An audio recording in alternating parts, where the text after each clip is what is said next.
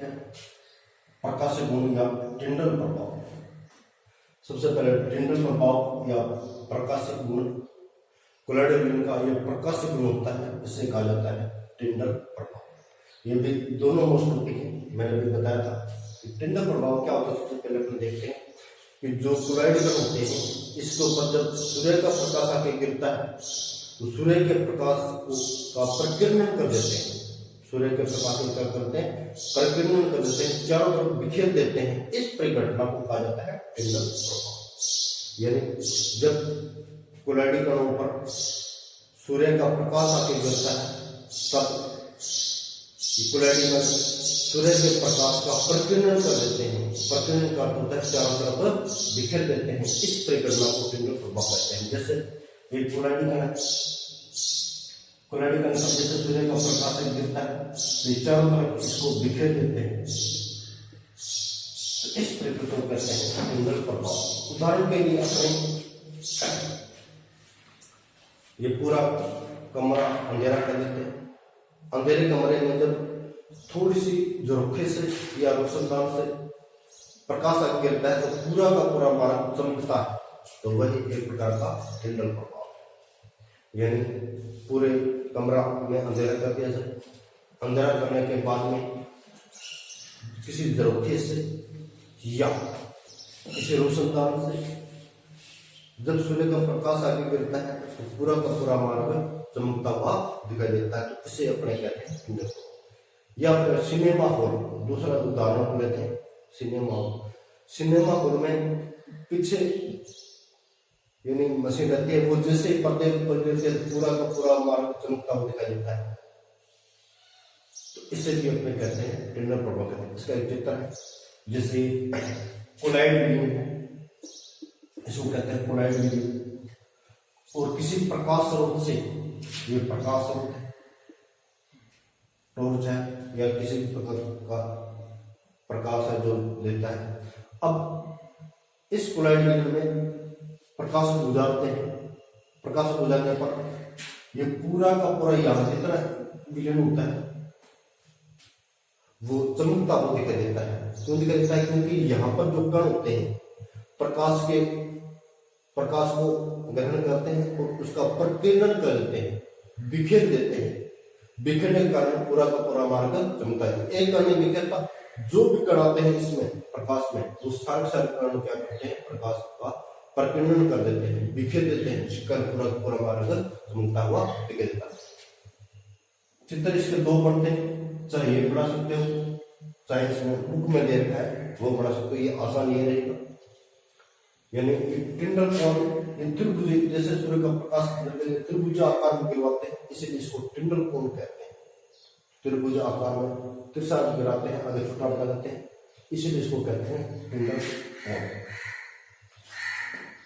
तो ये दोनों टॉपिक इसके मोस्ट है। ये एग्जाम में पूछे गए, टिंडल प्रभाव के बारे में पूछा जाता है और ब्राउन गति के बारे में पूछा जाता है।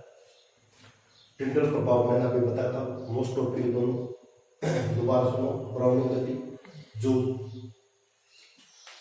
यानी कोलाइड कण होते हैं लगातार टेढ़ी मेढ़ी गति करते रहते हैं, क्योंकि इनके ऊपर आवेश रहता है, आवेश के कारण गति करते रहते हैं, कभी पेंदे में नहीं बैठते। किसी कारण ये आवेश को निरावेशित कर देते हैं, जैसे अभी अवसाद में बताया था, तभी वो क्या होते हैं, नीचे बैठ जाते हैं। वरना ये कभी भी थकते नहीं है, लगातार 24 घंटे ही इधर उधर गति करते रहते हैं। इसलिए इसे कहा जाता है ब्राउनिंग गति, क्योंकि ब्राउनिंग नाम वैज्ञानिक इस गति को दर्शाते हैं, टेढ़ी मेढ़ी गति दर्शाते हैं, जो अपन इस बारे में पहले चर्चा कर चुके हैं। आज अंतिम जो गुण मैंने अभी बताया था, मोस्ट टॉपिक है टिंडल प्रभाव। यानी जब कोलाइडल कणों पर सूर्य का प्रकाश आके गिरता है या कोई भी प्रकाश आके गिरता है, तब तो ये प्रकाश को चारों तरफ बिखेर देते हैं, या इसका प्रकीर्णन कर देते हैं, इसलिए इनका मार्ग चमकता हुआ दिखाई देता है। ये इसका चित्र ये बनाएंगे, आसान से चित्र है इसका। क्योंकि जो प्रश्न पूछा जाता है कई बार इसमें ऐसा पूछा जाता है, टिंडल प्रभाव क्या है समझिए, टिंडल प्रभाव पर टिप्पणी लिखे, तो इसमें अपने को चित्र अवश्य बनाना है। क्योंकि कई प्रश्न ऐसे होते हैं इसमें चित्र अवश्य बने, पूछे नहीं जरूरी नहीं मुझे अपने को इसको चित्र बनाना है। और इस तरह से ब्राह्मण गति वाला है, ब्राह्मण गति में अपने अभी बताया था वो टेढ़ी मेढ़ी गति वाला चित्र दर्शाना।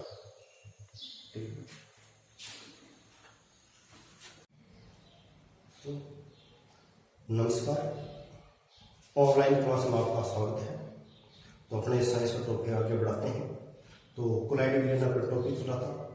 तो कोलाइड विलयन में आगे वाला जो गुण है विद्युत गुण, विद्युत गुण मैंने आपको एक दिन पहले बताया था कि कोलाइड कण पर किसी न किसी प्रकार का आवेश होता है।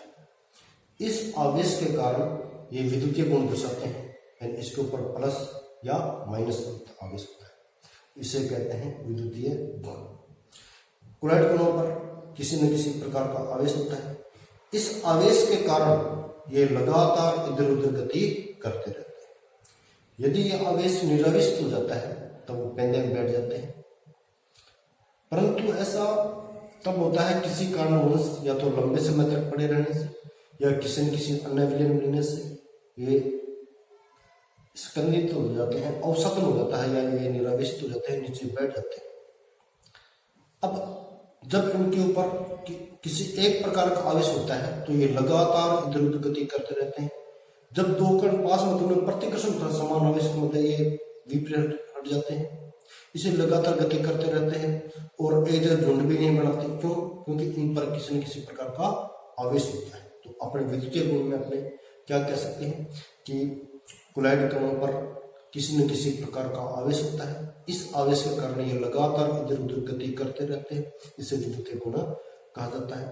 और इसी गुण के कारण ये एक दूसरे से पास में आने पर विपरीत दिशा में हट जाते हैं, यानी एक दूसरे प्रतिकर्षित हो जाते हैं और एक जगह झुंड नहीं बनाते। तो यह है इसका विद्युतीय गुण। इस विद्युतीय गुण दो प्रकार का होता है। नंबर एक, ऋण आवेशित सोल, ये जिनके ऊपर नेगेटिव आवेश होता है। ये उदाहरण है धातु जैसे ए होता है गोल्ड, ए होता है सिल्वर, सी होता है कॉपर और पी होता है प्लेटिनम। जैसे धातु जैसे गोल्ड, सिल्वर, कॉपर, प्लेटिनम आदि का सोल ऋण आवेशित सोल होता है। दूसरा आता है धातु सल्फाइड का सोल, जैसे कैडमियम सल्फाइड, आर्सेनिक सल्फाइड, ये होता है ऋण आवेशित सोल। दूसरा स्टार्च हीमोग्लोबिन, हीमोग्लोबिन एक रुधिर होता है अपने, जो इसमें हीमोग्लोबिन की मात्रा होती है, तो यह एक प्रकार का ऋण आवेशित सोल होता है। यह एक प्रकार का ऋण आवेशित सोल होता है। ठीक इसी प्रकार धन आवेशित सोल, इसके उदाहरण है oxide, titanium oxide TiO2, aluminium oxide XH2, इसका मतलब X जल की मात्रा है वो अभी अज्ञात है, चाहे कितनी हो सकती है। आयरन ऑक्साइड ये XH2, यह एक प्रकार की धनावेश सोल है। ये तीनों इसके धनावेश सोल के एग्जाम्पल है। तो अपने अभी ये टॉपिक मैंने आपको अभी बताया था कि विद्युतीय गुण, जो मैंने अभी बताया था कि इसके ऊपर किसी न किसी प्रकार का आवेश होता है, आवेश के कारण ये इधर उधर गति करते रहते हैं। और ऋण आवेश में कौन कौन से होते हैं, जो मैंने एग्जाम्पल के तौर पर बताया है, और धन आवेश में कौन कौन से होते हैं वो मैंने आपको एग्जाम्पल पर बताया। 2 3 सभी एग्जाम्पल अपने करेंगे।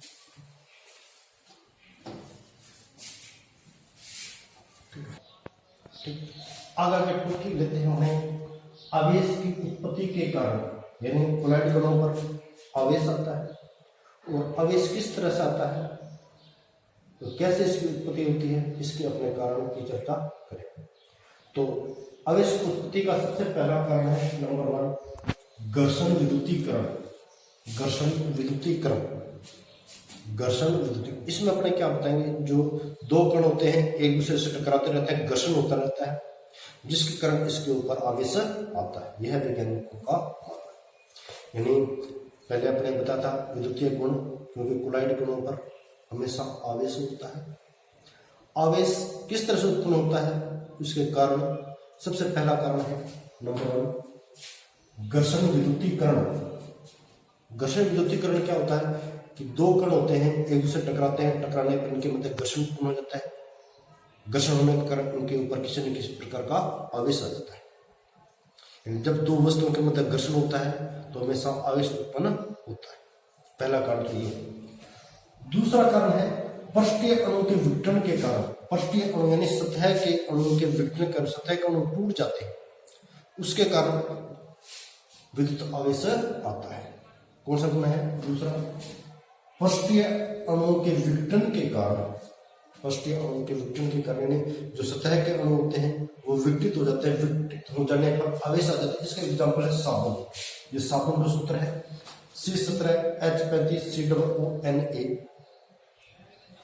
जो ये सतह है इसकी आंतरिक भाग ये वाला है और ये इसकी सतह है।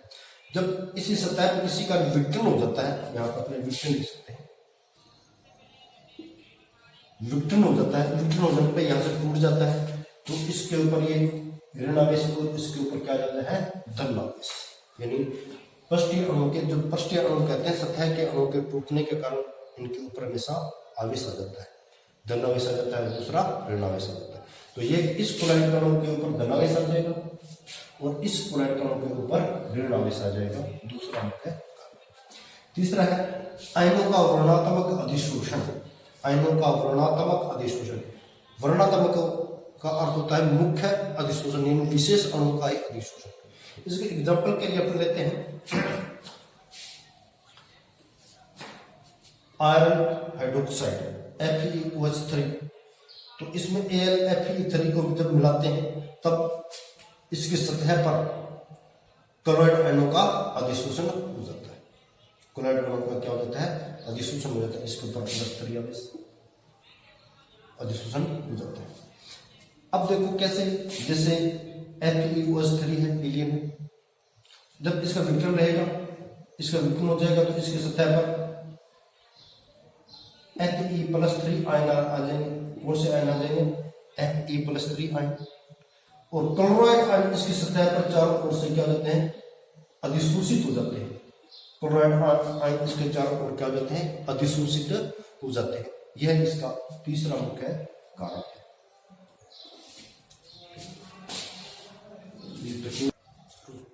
हाँ, आज वाला आपका टॉपिक है बहुत ही मोस्ट एग्जाम के लिए विद्युत कण संचरण।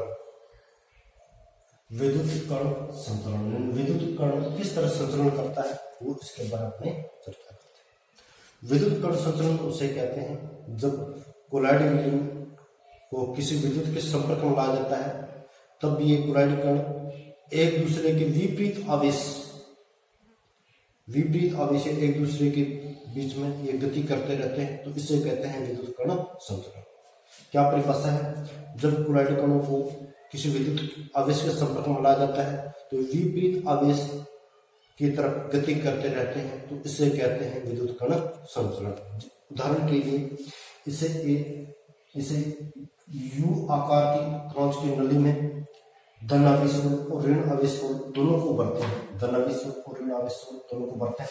यानी यहाँ तक दो प्रकार के सोल होंगे, एक ये वाला और एक ये वाला, और दो इलेक्ट्रोड लगाते हैं, ये धनायन एनोड और ये ऋण कैथोड। दो इलेक्ट्रोड लगा देते हैं। अब इस U आकार के नली भरकर जैसे तुरंत विद्युत शुरू करते हैं तो विद्युत कण संचलन धन आवेश वाले कण होते हैं वो तो ऋण आवेश की तरफ गति करते रहते हैं। ये सब धन आवेश सोल है, इधर गति करते रहते हैं। और ऋण आवेश सोल है वो सारे एनोड की तरफ गति करते रहते हैं। एनोड और ये कैथोड की तरफ गति करते रहते हैं, तो इसे कहते हैं विद्युत कण। चित्र दोनों बराबर आकार के बनाना है क्योंकि मैं तो जगह कम थी, आपने दोनों चित्र बराबर बनाना है। तो इसे क्या कहते हैं विद्युत कण संचलन। यानी कोलाइड कणों को किसी आवेश के संपर्क में लाया जाता है तब ये विपरीत आवेश की ओर गति करते रहते हैं, तो इसे कहते हैं विद्युत कण संचलन। विपरीत आवेश का अर्थ क्या होता है? जैसे अपने कोलाइड कणों के सोल को U आकार की नली में लेते हैं और इसके ऊपर दो इलेक्ट्रोड लगाते हैं, ये एनोड का कार्य करता है और दूसरा कैथोड का कार्य करता है। जैसे विद्युत शुरू करते हैं तो ये एक दूसरे के विपरीत दिशा में विपरीत दशांतर विपरीत आवेश की ओर, जो जिसके ऊपर धनावेश होता है वो ऋण आवेश की तरफ, और जिस पर ऋण आवेश होता है वो धन आवेश की तरफ गति करते रहते हैं। तो थोड़े समय के बाद अपन देखते हैं कि दो पोजीशन बन जाती है, जैसे इधर दूसरा का ऋण आवेश और है, कितने गति करते रहते हैं एनोड की तरफ, और इधर सारे धन आवेश और ये गति करेंगे कैथोड की तरफ। तो ये अपना चित्र है और लेके अपने को बुझाना। नमस्कार, ऑनलाइन क्लास में आपका स्वागत है। तो अपने केमिस्ट्री क्लास चल रही है रेगुलर, और अब अपने चलते हैं आगे वाले टॉपिक पे। आगे कोलाइड विलीन का स्कंदन, नई हेडिंग है कोलाइड विलीन का स्कंदन। इसमें 1 या 2 नंबर का प्रश्न अवश्य आता है। कोलाइड विलीन का स्कंदन, स्कंदन का अर्थ मैं पहले ही बताया था कि स्कंदन का अर्थ होता है जमना, नीचे बैठ जाना। तो कोलाइड विलीन का स्कंदन कैसे होता है वो अपने भी बताते हैं। पहले परिभाषा समझो, यानी मैंने पहले बताया था कि कोलाइड कणों पर आवेश होता है, किसी न किसी प्रकार का आवेश होता है। आवेश के कारण ये लगातार इधर उधर गति करते रहते हैं। यदि किसी कारणवश उनका आवेश निरावेशित हो जाता है तब ये कण नीचे तली में बैठ जाते हैं। इस परिघटना को कहते हैं स्कंदन। इस परिघटना को क्या कहते हैं? स्कंदन कहते हैं। क्या परिभाषा है दोबारा समझो। कोलाइड कणों पर किसी न किसी प्रकार का आवेश होता है। इस आवेश के कारण ये लगातार इधर उधर गति करते रहते हैं। किसी कारणवश इनका आवेश निरावेशित हो जाता है। किसी कारण इनका आवेश निरावेशित हो जाता है तब ये कण पेंदे में बैठ जाते हैं या तली में बैठ जाते हैं। इस परिघटना को स्कंदन कहा जाता है। स्कंदन आगे चलते हैं। स्कंदन 2 विधियों के द्वारा होता है। स्कंदन 2 विधियों के द्वारा होता है। सबसे पहले नंबर 1, अधिक अपवहन द्वारा। अपवहन की प्रक्रिया अपने पहले पढ़ चुके हैं। यदि लगातार अधिक समय तक अपवहन कर दिया जाता है तो इनका आवेश, कोलाइड कणों का आवेश से निरावेशित हो जाता है, जिसके कारण ये नीचे बैठ जाते हैं। यानी पहली विधि कौन सी है? यह है कोलाइड विलीन स्कंदन की विधियां। मुख्य 2 विधियां। नंबर 1, अधिक अपवहन द्वारा, यानी अधिक अपवहन प्रक्रिया के द्वारा। यदि कोलाइड विलीन का अधिक समय तक इसका अपवहन किया जाता है तब इनका आवेश निरावेशित हो जाता है, जिसके कारण ये कण नीचे बढ़ जाते हैं। इस प्रक्रिया को स्कंदन कहा जाता है। अधिक अपवहन के द्वारा भी स्कंदन की प्रक्रिया होती है। दूसरा बिंदु लेते हैं अपने विद्युत अपघटन मिलाकर या अपघट्य मिलाकर। विद्युत अपघट्य उसे कहते हैं, जैसे NaCl है, ये भी एक प्रकार का विद्युत अपघट्य है, जिसके प्लस और माइनस आवेश होता है, उसे कहते हैं विद्युत अपघट्य। अपने जानते हैं कि कोलाइड कणों पर आवेश होता है। आवेश के कारण लगातार इधर उधर गति करते रहते हैं, परंतु यदि इसमें विद्युत अपघटन मिला दिया जाता है तब वे विपरीत आवेश के कारण ये निरावेशित हो जाते हैं और एक जगह इकट्ठे हो जाते हैं और गुरुत्वाकर्षण के प्रभाव में आ जाते हैं और नीचे बैठ जाते हैं। तो इसे कहते हैं विद्युत अपघटन मिलाकर स्कंदन करना। यानी कोलाइड कणों पर जो आवेश होता है, विपरीत आवेश के कारण ये एक दूसरे से निरावेशित हो जाते हैं और ये तले में बैठ जाते हैं, तब इसकी स्कंदन हो जाता है। इसको आप दोबारा समझो कैसे लिखना आपने। कोलाइड कणों पर आवेश होता है, किसी न किसी प्रकार का आवेश होता है, धन आवेश हो चाहे ऋण आवेश हो। इस आवेश के कारण ये लगातार इधर उधर गति करते रहते हैं, परंतु यदि इसमें विद्युत अपघटन मिला जाता है, विद्युत अपघटन जिसके 2 आवेश होते हैं, एक धन आवेश और एक ऋण आवेश, जैसे इसके अंदर मिलाते हैं तब ये एक दूसरे आवेश से उदासीन हो जाते हैं और ये कण बड़े बन जाते हैं और पेंदे बैठ जाते हैं। इसे क्या कहते हैं? स्कंदन। जैसे उदाहरण के लिए लेते हैं, आर्सेनिक मुख्य उदाहरण है। आर्सेनिक सल्फाइड में बेरियम क्लोराइड का विलयन डालते हैं।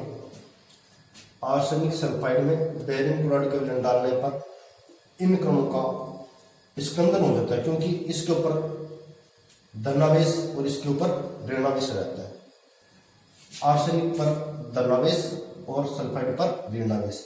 इस विद्युत अपघटन की मतलब बेरियम क्लोराइड, इसके ऊपर प्लस आवेश और इसके ऊपर माइनस आवेश। अब ये प्लस आवेश इस ऋण आवेश से उदासीन हो जाते हैं और इसी तरह से ये धनावेश इस क्लोराइड कणों के द्वारा ऋण आवेशित हो जाते हैं, उदासीन हो जाते हैं और एक कण नीचे बढ़ जाते हैं। तो यह है स्कंदन की दो विधियां, मुख्य विधियां। तो स्कंदन से संबंधित एक नियम है होल्डी-सुलजे नियम, ये मोस्ट है होल्डी-सुलजे नियम। होल्डी-सुलजे नियम, होल्डी और सुलजे एक वैज्ञानिक के नाम थे, इसी का आधार इसका नाम पड़ा है होल्डी-सुलजे नियम। वो स्कंदन पर आधारित है, यानी इस नियम के अनुसार जिस कण पर जितना भी आवेश होता है उसमें स्कंदन क्षमता उतनी ही अधिकतम रहती है। जिस कण पर जितना अधिक आवेश होता है उसमें स्कंदन क्षमता उतनी ही अधिक होती है, उससे कहा जाता है होल्डी-सुलजे नियम। यानी संयोजकता पर निर्भर करता है। संयोजकता क्या होती है?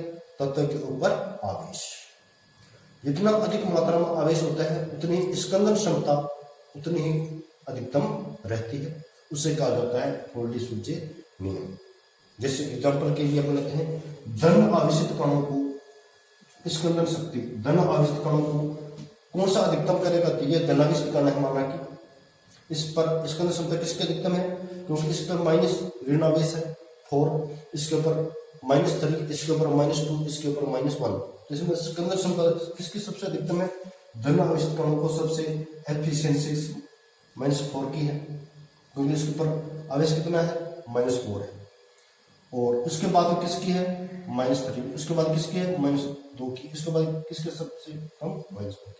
यानी यही होल्डी-सुलजे नियम है। होल्डी-सुलजे ने क्या बताया था? जितनी आवेश अधिकतम रहता है उतनी ही स्कंदन क्षमता अधिकतम रहती है। ठीक, ये होल्डी-सुलजे नियम। यानी उसकी संयोजकता पर निर्भर कर, स्कंदन क्षमता उसकी संयोजकता पर निर्भर करती है।